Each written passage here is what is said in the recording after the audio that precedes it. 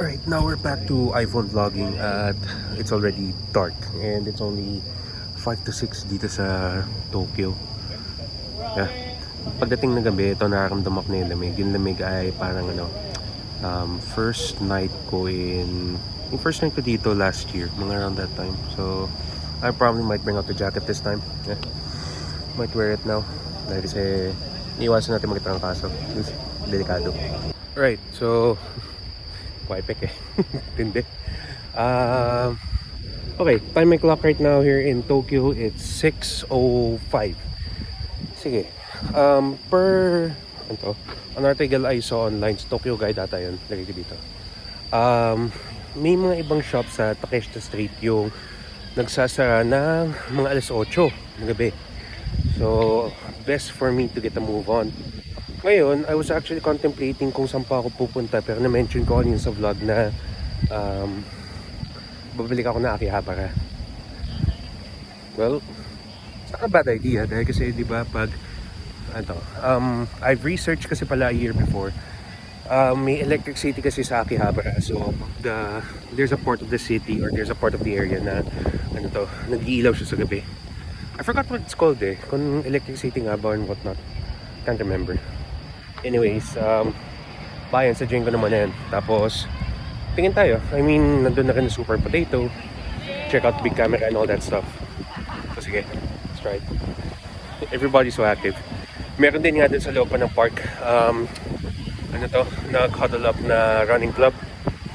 So nice, no? Parang, the city is already, the city is already it's a walk city eh. Talagang maglalakad ka na maglalakad to whatever destination. So, the fact that you're going to add running pa on top of it, props man, strong. Anyway, sige, Takeshita Street it is.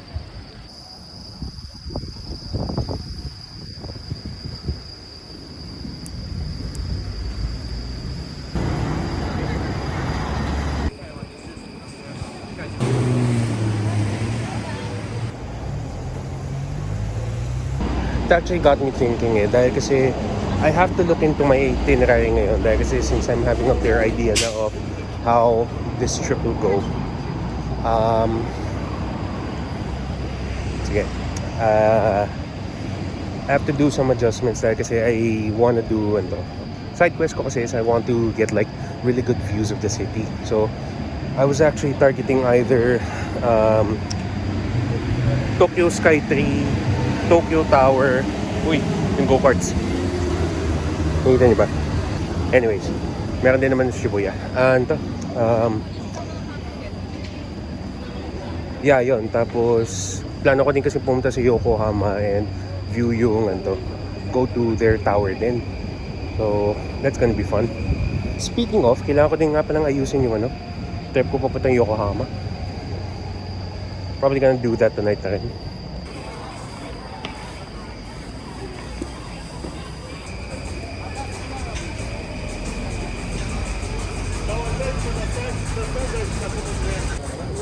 It's already busy. Yeah, it's a busy street. Sige, tingnan natin kung ano yung meron dito sa loob. Bungad pala, makikita ko madami ng mga kainan eh. So, that's pretty cool. Yoshinoya, McDonald's dito na sonahan ko. Cool, so cool. Ayun pala mga capsules. Man. Kasi nga, pag nakuha ko yung sweldo. Taka naman ulit dito. Baka meron akong mabili. McDonald's. Yeah. Might do another McDo content dito. Daiso. Parang Pilipinas lang no? Yeah. Sabi din pala dun sa sa research ko, itong si Takeshita Street is only 400 meters. Pero within this compact space, may mga nagbebenta ng mga fashion apparel. And of course, parang all in towards the kawaii culture dito sa Japan. Tingnan natin ang ganda, no? May makita tayo. Meron din thrifting. Pwede, no? I actually read somewhere na ano to. Pwede ka din mag-thrift dito sa Tokyo eh. So, it's just a matter of, sasadyuin mo talaga siya. Hirap lang kasi as of the moment kasi parang wala pang pick na hinahabol. And again, I mean, that's part of fun to. Parang discovering your style eh. Para kung ano yung mag-resonate talaga sa'yo. And kung nahanap siya, edi may mga apparels naman na nandyan. Diba? Sige. Uy. Huh?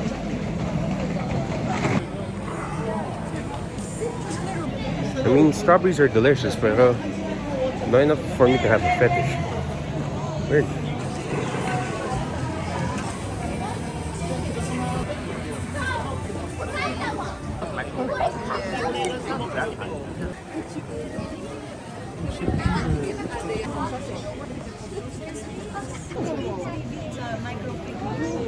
Trying not to internally scream. Mini pigs are so cute. Nakakama talaga yun, no? Dito pa sa Harajuku meron. Kawaii culture. I mean, mini pigs are kawaii. Alright, sige, let's gonna move on. Capybara Cafe. May sign din sa labas na no photos from the outside. I gotta respect it. Sige. Meron din dito. Understandable. May mga iba na to. Parang you gotta respect yung if you want to interact or see them up close, kailangan mo magbayad. It's still a business eh. Butin lang yung Nippy Cafe ay wala nakalagay na bawal. So, salamat.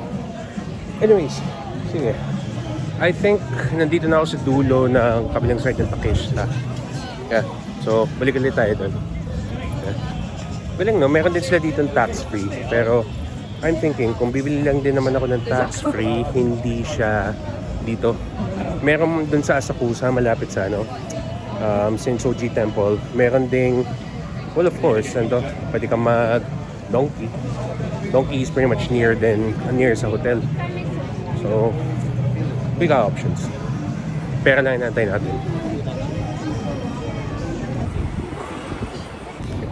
Box. Sige. Tinaan ako ng tong arco. Taas. And we're gonna go back to the opposite side. Ano ba?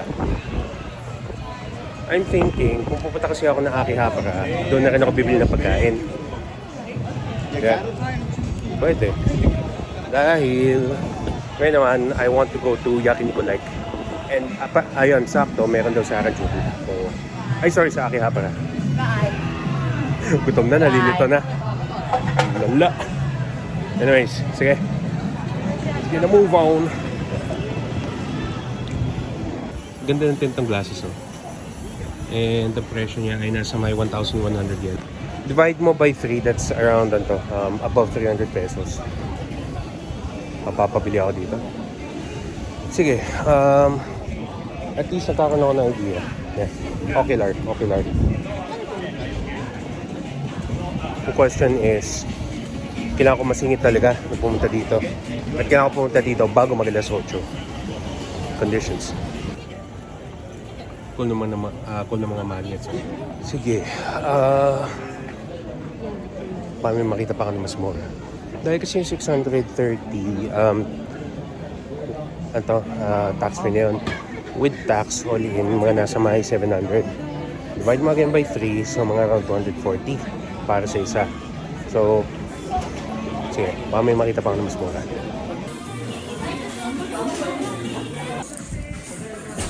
Kunin natin tayo.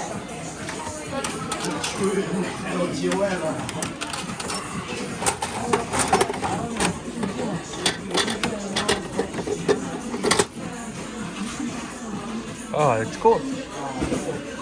10. Okay, dito muna ako pumasok sa tabi ng McDo. So, dun sa capsule. So, nakalagay dun sa tabi ng slot machine yung presyo na kailangan may lagay. So, in denominations of 100 yen, tapos ang nakuha ko, well, parang sa pinakamura. I mean, it's food eh. It's my thing. Yeah, so ngayon, diretso na kagad tayo na Akihabara. So mula doon, tingnan natin kung ano pa mabutan natin. Time check, it's 6:40. Yeah. At sige, medyo magaga pa. Baka may mabutan pa ako sa Akihabara. Yung sasakyan natin is pretty much yung last one is natin natin. So, ito. Pasok muna tayo sa loob. Google recalibrated. So, ang sasakyan lang natin ay JY Yamano 9 o Platform 1. Umalis na yung last train, so we're gonna catch the next one.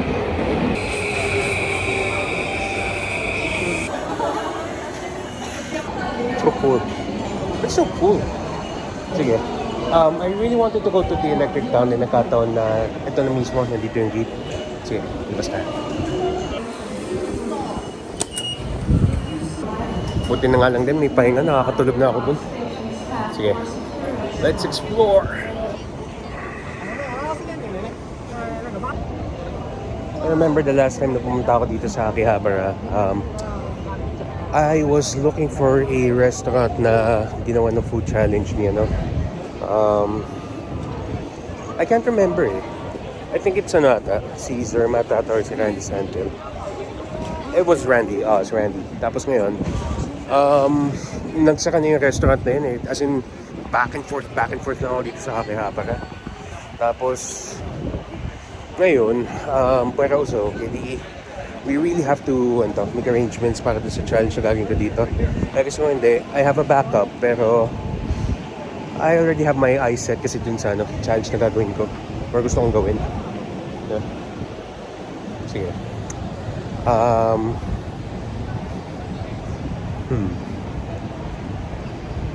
I'm thinking kasi kung didiretso na ba ako ng Super Potato or ng Big Camera or somewhere.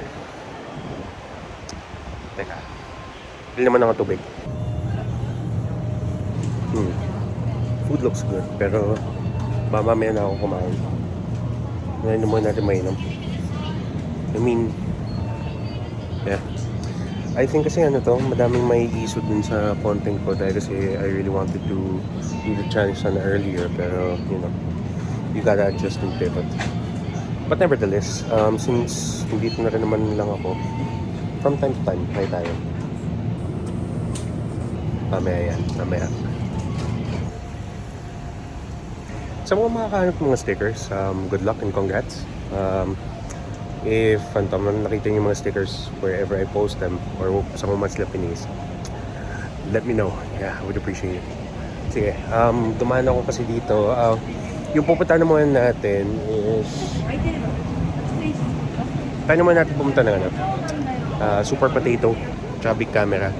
Tapos pumunta tayo ng Electric City. So yun.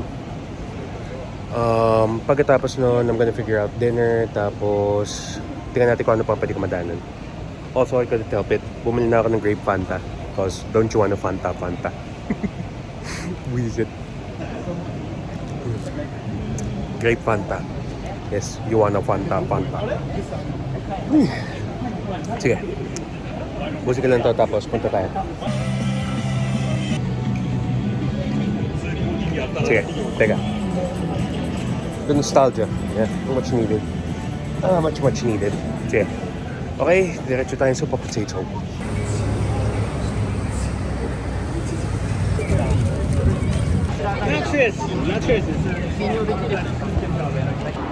Okay.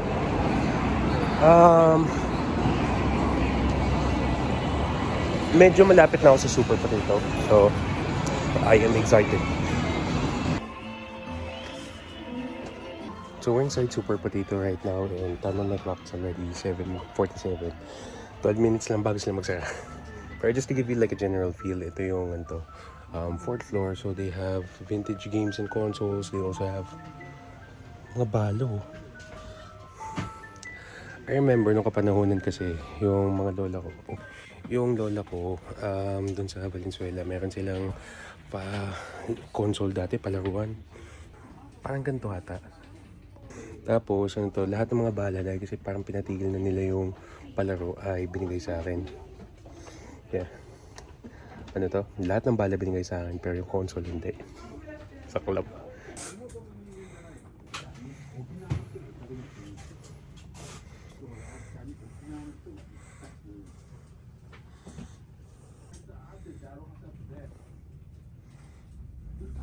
Sige, balik ako na mas maga.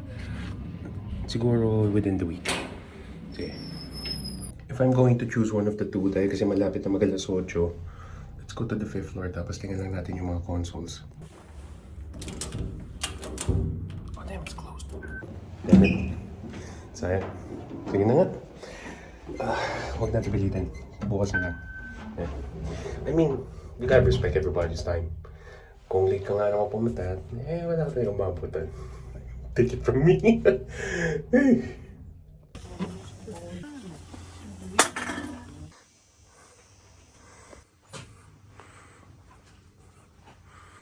So many games. Man.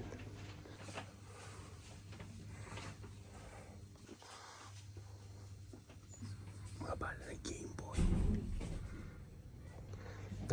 That just hits me in the feels.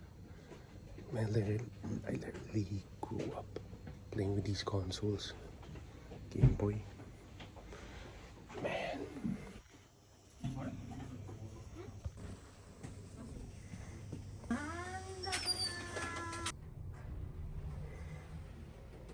Sige, goods. 12 minutes lang, pero bumisita lang. Okay. Ngayon, try natin pumunta ng... Teka, check ko nga muna Google.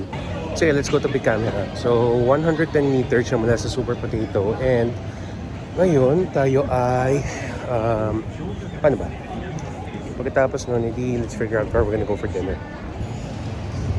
So, kawaii. Sige. Dapat kasi, yan to, para maganda yung experience. Marunong ka mag-Nihongo.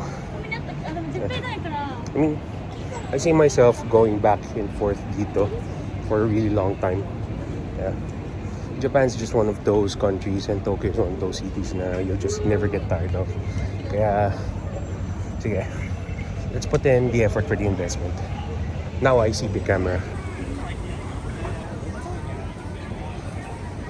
These walks really help dahil kasi ako inaantok. Probably because of the exhaustion. Pero I get like really sore pag-gising pagkatapos ng long trips na ganito. Pero well rested, to be honest. Workout in itself eh. Parang yung pag-ikot ko nga lang kanina sa sa park. Din sa may Yoyogi Park, nasa may 30 kilometers sa kagad yun. Wild! Nakita ko kagad na scrap para sa Apple Watch. Itong bakal, looks pretty classy. Ang presyo niya nasa may ano to? Double 37. No, sorry. Ito pala 3710. So, nung kinonvert siya, mga nasa may 1.5 plus. So, we could assume na double itong metal. So, mga around 3K to 4K to. Interesting. At least may idea na tayo kung magkano siya. Okay.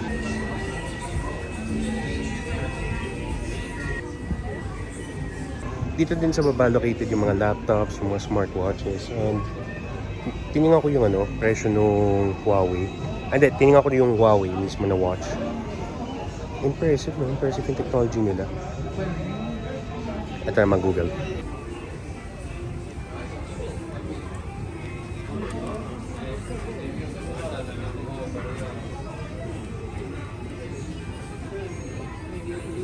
Ang presyo nito, 52,800. 41. Yung 44 naman is 59,800. Tapos, lagay lang natin yung conversion as of today. Okay, ngayon ko na nakaramdaman yung pagod. So, punta naman tayo ng 5th floor. 5th floor kasi nandun yung mga cameras and I kinda wanna check a couple of items. Second floor is for PC parts, accessories. Third floor naman is for yung mga iPhones, smartphone accessories and stuff like that. Yeah. Maybe one of these days punta ako. Fourth floor is cosmetics and accessories, mga personal care, self-care. Here we are, 5th floor. Solid, meron na sila maleta dito. Something I realized from last year, pag bumili ka kasi ng maleta dito, it varies eh. Meron kasi mga nag-range from 30,000, 50,000. Tapos pag pumunta ka naman ng Donkey, sa Donkey naman may binibenta sila ito mga nasa may 10,000. Akala ko yung 10,000 na yung ginagamit ko na maleta yung kulay blue ay mura na. Apparently, pag umikot ka din sa may Ameyoko Market sa Ueno, may mas mura. Damn. Kaya ito, sa mga ganito, parang gusto ko naman ng mga canvas. Tapos, pag may nakita ka, pag wala ka na makita kasi talaga na mumura pa, kumbaga, you really have to find a way to go back here. Ito actually yung next dapat na investment ko. Dahil kasi, given, pag shoot kasi ako sa labas, parating you can't guarantee the quality of light eh. Kaya, kailangan ko din mag-invest sa mga ring light or dun sa mga lights na malalaki. Okay. Sige. Tapos, of course, tripods. Well, for the time being, kota naman ako sa tripods dahil kasi itong ginagamit ko ngayon na puti, sobrang sulit. Kasi definitely one of my best buys. Pero, sabihin natin, as we go along or as we grow this operation, talagang mag-invest din ako sa madami. Lalo na yung isa, yung parang, teka, may natas ng ganito.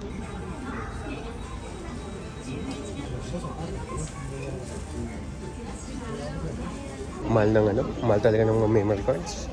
Kahit dun sa Pilipinas, pag kinonvert mo, ganun din ang presyo. It's just a matter of kung ano meron eh. It really is an investment. I've been meaning to buy one of these.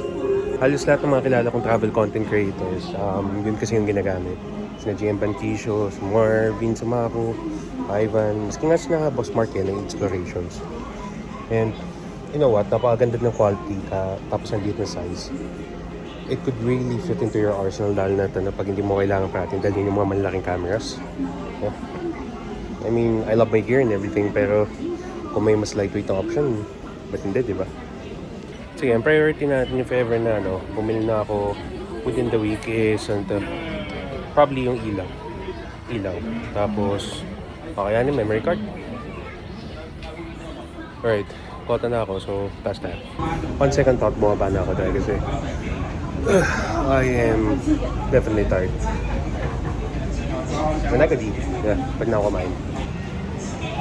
Yeah, really gets me thinking kung mag-upgrade na ba ako. Pero, sige, matagal-tagal na pag-iisip pa. Okay, sige. I am pooped at gusto ko naman ako kumain.